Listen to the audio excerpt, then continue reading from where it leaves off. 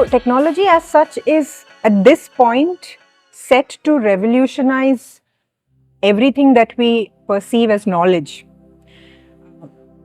This instance of AI that we are interacting with is particularly related to information, whether it's large language models, whether it's text to image, or how images can be generated that don't exist.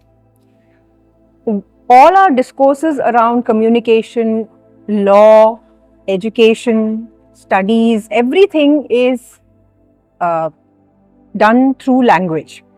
And when that itself is an automated tool, which we now trust when it comes to reason, when it comes to understanding our requirement, intuitively provide solutions, it means that we have to realign a lot of things about what we, take for granted in terms of knowledge resources.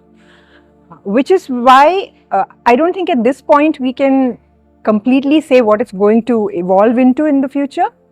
But the best we can do is be prepared in terms of being open and being adaptive to how things are evolving. The one thing about new technologies is that it's emerging or it's outpacing our capacities to learn so quickly. So as of now, we're not capable of learning and understanding and adapting so quickly. But at least if we begin with the openness towards how, knowledge will change, that will also help us collaborate towards ensuring that these technologies don't go out of hand and they work in our interest. So that's the beginning, and that's the only bit that I can comment on at this point, because we really don't know how it's going to pan out in the future. What education has evolved into, there's a set of structures, there's a pedagogy that has been established through deep research and how we have evolved over the past several decades.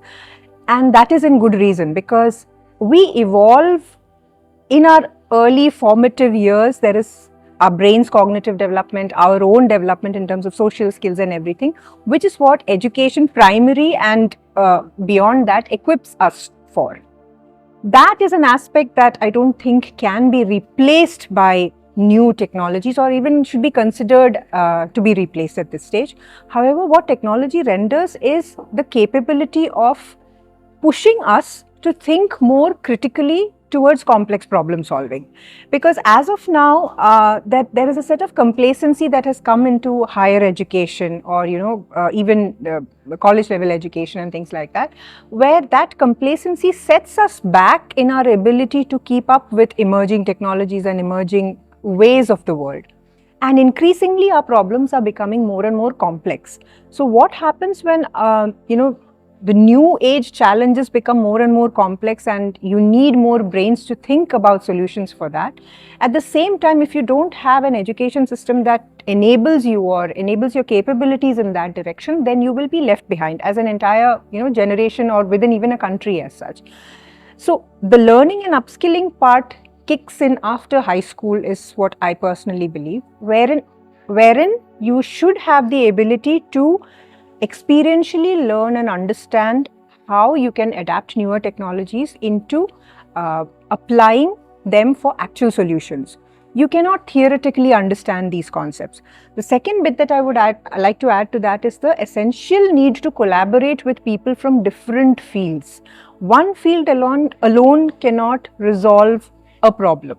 You have to think of bringing together different sections, different fields, different humanities working with tech working with media and everything, so that you can get into solutions-oriented thinking.